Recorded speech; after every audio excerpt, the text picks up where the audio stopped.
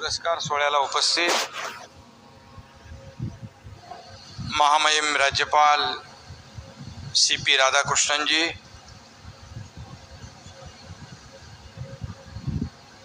विजय बाबू आहेत, राजेंद्र बाबू आहेत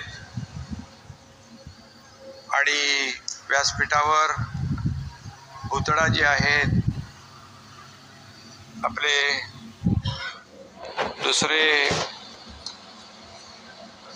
प्रसन्ना मोहिलेजी आहेत आणि समोर आमचे सर्व मंत्री मंडळातले सहकारी आहेत. खरं म्हणजे आता भाषण करायची काय आवश्यकता नव्हती. विजय बाबू, राज्यपाल महोदय यांचं भाषण आपल्याला ऐकायचं आहे. सर्व मान्यवर आणि जयंतराव आहेत. मी सर्वप्रथम लोकमत परिवाराचं मनापासून या ठिकाणी स्वागत करतो, त्यांचं मनापासून अभिनंदन करतो. कारण लोकमत परिवारचे राजेंद्र दर्डा आणि विजय बाबू दर्डा या दोघांना आणि त्यांच्या संपूर्ण टीमचं मनापासून अभिनंदन केलं पाहिजे. कारण खऱ्या अर्थाने समाजामध्ये विविध क्षेत्रामध्ये जे उल्लेखनीय काम करतात, जे पडद्याच्या मागे असतात आणि प्रसिद्धीपासून दूर असतात, परंतु आपल्या क्षेत्रामध्ये कार्याचा आपला ठसा उमटवतात, अशा सर्वांनाच अगदी शोधून आणि त्यांचं कर्तृत्व पाहून आपण त्यांना पुरस्कार देता आणि त्या पुरस्कारामुळे ज्याचा पुरस्काराने गौरव होतो त्यांच्या पाठीवर शाबासकीची थाप देण्याचं काम लोकमत परिवार करतं आणि त्यामुळे त्यांची जबाबदारी आणखी वाढते. समाजाला आणखी चांगली लोक मिळतात आणि समाजामध्ये अनेक लोकांना मुख्य प्रवाहामध्ये आणण्यासाठी त्याची मदत होते. मला पण यांनी एकदा पुरस्कार दिला होता दिल्लीला आणि देवेंद्रजी आता म्हणाले की तुम्ही म्हणालात की मला पुरस्कार मिळाल्यावर मी मुख्यमंत्री झालो. देवेंद्रजींना आज तुम्ही पुरस्कार दिला. मी तेव्हा मुख्यमंत्री होतो. देवेंद्रजी आम्ही टीम म्हणून काम करत होतो. मी, देवेंद्रजी आणि अजितदादा आणि आताही आमची तीच टीम आहे. त्यामुळे जयंतराव, मगाशी आपण म्हणालात की 1 नंबरचं 2 नंबर झालं, तसं काही खऱ्या अर्थाने मला वाटत होतं की तुम्ही उत्तर देण्याच्या बाजूच्या खुर्चीत बसाल, पण तुम्ही प्रश्न विचारण्याच्या बाजूने होतात. विचार करा, महायुतीच्या बाजूने लोकमत आहे. त्यामुळे आणि आता या लोकमतच्या कार्यक्रमात तुम्ही देवेंद्रजींना प्रश्न विचारले आणि देवेंद्रजींनी देखील अतिशय उत्तम प्रकारे त्याला उत्तर दिलं. आणि मी तेव्हा CM होतो तरी सुद्धा मी स्वतःला कॉमन मॅनच समजायचो आणि आता मी DCM आहे. आता तरी सुद्धा मी डेडिकेटेड टू कॉमन मॅन समजतो. त्यामुळे DCM झालो याची नाही मला खंत, पण अचानक शांत का झाले जयंत,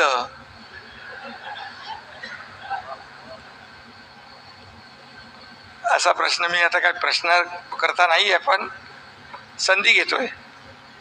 आणि मगाशी आपण एक प्रश्न देवेंद्रजींना विचारला की आपली एवढी मोठा पक्ष आहे पण तरी सुद्धा दुसरे पक्ष का फोडता.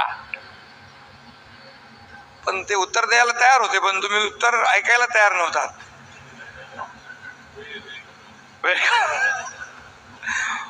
आता अध्यक्ष इकडे नाही आहेत, म्हणजे आपले विधानसभेचे, आणि म्हणून खऱ्या अर्थाने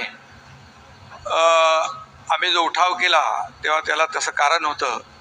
जेव्हा पडले बाळासाहेब यांच्या विचारांवर घाव, तेव्हा आम्हाला करावा लागला उठाव, आणि तो उठाव होता. त्यामुळे काय फोडाफोडी नव्हती. आणि तुम्ही त्यांना म्हणालेत की फडणवीसांनी उडी घातली, तेव्हापासून बऱ्याच लोकांना हुडहुडी भरली आहे आणि त्यामुळे असे गमतीचा भाग आहे. खऱ्या अर्थाने आज लोकमत जे कार्यकर्ते आहे, आज पाहिलं आपण की अगदी सगळ्या क्षेत्रामध्ये IAS IPS, धार्मिक क्षेत्र असेल, स्पोर्ट्स असेल, उद्योग असेल, आमची लाडकीताई कुठे गेली, तिचाही सन्मान झाला. शिक्षक, तिथे आपली लाडक्या बहिणींनी तर कमाल केली ना आपल्या विधानसभेला, आणि त्यामुळे तुझा बरोबर केलेला आहे त्यांनी सत्कार. शिक्षक आहेत, सगळेच आहेत. मगाशी एक आपला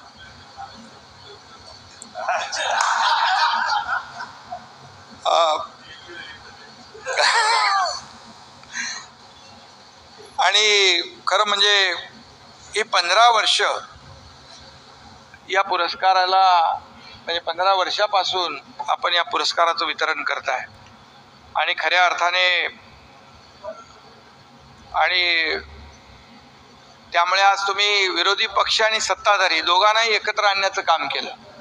विजय बाबूचा गेममध्ये गेम असतो. जयंतरावला प्रश्न विचारले म्हणजे आता काय विधानसभेचं अधिवेशन आता सुरळीत आपलं चालू आहे, तसं आणखी सुरळीत होऊन जाईल.